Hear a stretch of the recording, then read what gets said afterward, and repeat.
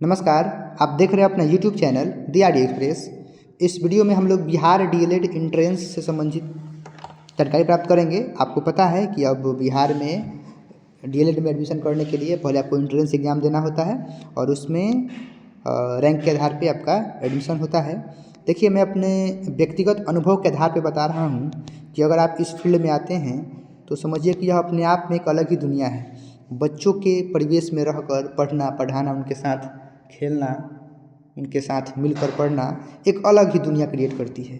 बहुत अच्छी दुनिया है जिसका कोई जवाब नहीं है। तो चलिए, आप अपने भविष्य के निर्माण के लिए हमसे जुड़ जाइए और मेरे अनुभव के आधार पर आप सीखेंगे कि हमने कैसे एडमिशन लिया, कैसे एग्ज़ाम निकाला और कैसे टीचर बना। यहाँ तक कि सभी सफ़र को मैं शेयर करता रहूँगा और जो कि आपको काफ़ी हेल्पफुल सिद्ध होंगे। आप इस वीडियो में बने रहिए और चलिए पहले हम नोटिफिकेशन को पढ़ते हैं, तत्पश्चात कैसे तैयारी करना एग्ज़ाम की उसके बारे में जानेंगे। चलिए, आपके सामने नोटिफिकेशन यहाँ पे है, आप देख सकते हैं।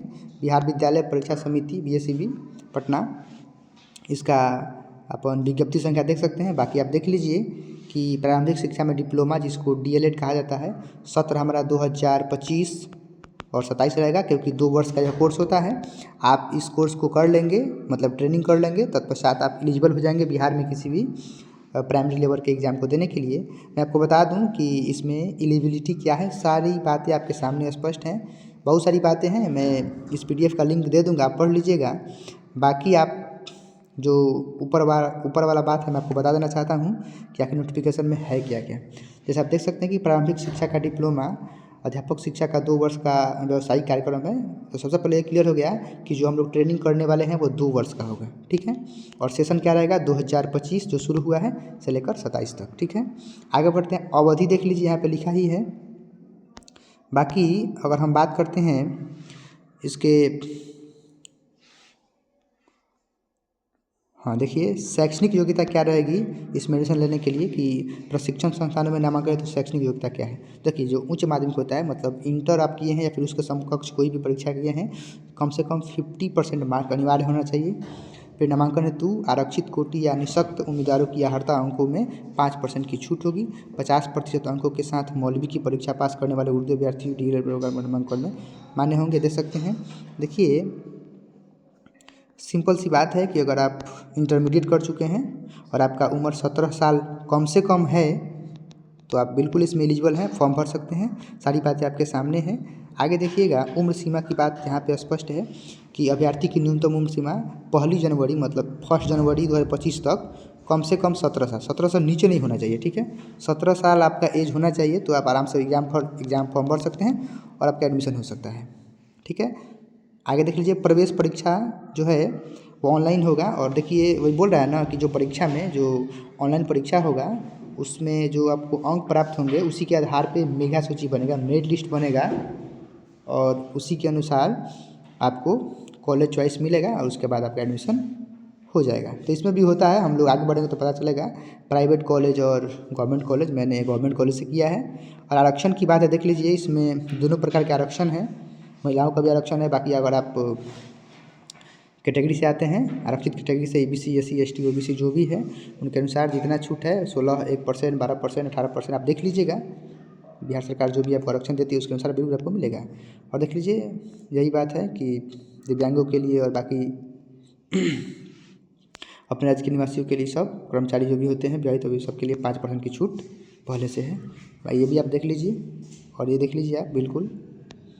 आगे बढ़ते हैं, जो प्रवेश परीक्षा होगा वह 120 नंबर का होता है। सबसे बड़ी बात तो यहीं पे है कि हम जब एडमिशन लेंगे तो पहले हमको एंट्रेंस एग्ज़ाम देना होगा, उसमें अच्छे मार्क्स आएंगे तो ही मैं हमारा एडमिशन होगा। तो मैं आपको बता दूं, देख लीजिए यहाँ पे ऊपर करता हूँ थोड़ा, कि जो प्रवेश परीक्षा है वह कंप्यूटर बेस्ड होगा, आयोजित की जाएगी। इसमें 120 प्रश्न होंगे जो कि वस्तुनिष्ठ होंगे। अब देखिए, प्रवेश परीक्षा की जो अवधि होगी वह 2.5 घंटे होगी, मतलब 150 मिनट होगा।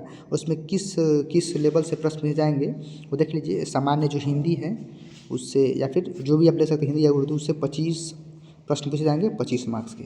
मैथमेटिक्स से, गणित से 25 प्रश्न पूछे जाएंगे 25 मार्क्स के। विज्ञान से 20 जो कि 20 मार्क्स के होंगे। और सामाजिक अध्ययन से, जनरल सोशल साइंस से 20-20। आगे बढ़ते हैं, और भी है, हम लोग अलग वीडियो में देखेंगे कि कैसे हम इसका तैयारी अच्छे ढंग से कर सकते हैं। प्रीवियस ईयर के प्रश्नों को देखेंगे, साथ ही साथ हम लोग प्रैक्टिस सेट करेंगे। जो इंग्लिश है वहाँ से 20 प्रश्न होंगे और जो कि आपका रीजनिंग है उससे 10 प्रश्न होंगे। इस प्रकार कुल 120 प्रश्न होंगे, 120 नंबर के होंगे और साथ ही साथ आपको 150 मिनट मिलेंगे। पर्याप्त समय है, 2.5 घंटे का समय है जिसमें आपको 120 प्रश्नों का उत्तर देना है। अब देख लीजिए, ये बात कह रहा है कि न्यूनतम अर्हत अंक मिनिमम क्वालिफाइंग मार्क्स जो है डीएलएड परीक्षा में उत्तीर्ण श्रेणी की उम्मीदवार के लिए 35% है, जिस श्रेणी में आप आते हैं, और अनारक्षित के लिए 30% है।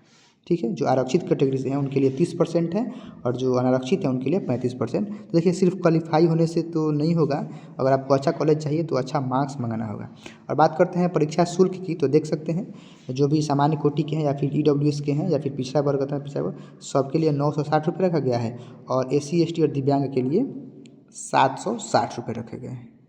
और देखिए, कब से लेकर कब तक हम आवेदन करेंगे इसकी तिथि यहाँ पे अंकित है, आप देख सकते हैं कि आपको बिहार सरकार के इस वेबसाइट पे आना होगा और साथ ही साथ आज ही 11 तारीख है, 11 जनवरी 2025 से 22 जनवरी 2025 तक आप ऑनलाइन आवेदन कर सकते हैं।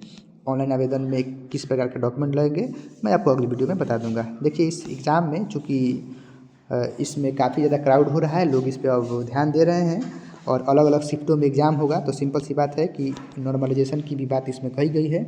आप इसको पढ़ सकते हैं कि ऑनलाइन विधि से आयोजित की जाने वाली वैसी प्रतियोगिता परीक्षा जिसमें अभ्यर्थी की संख्या अपेक्षाकृत अधिक होती है, 1 से अधिक होती है, उसमें हमको नॉर्मलाइजेशन करना पड़ता है। तो आप देख सकते हैं इस एग्ज़ाम में नॉर्मलाइजेशन होगा जिसमें किसी को भी ज़्यादा हानि या फिर किसी को ज़्यादा लाभ न हो।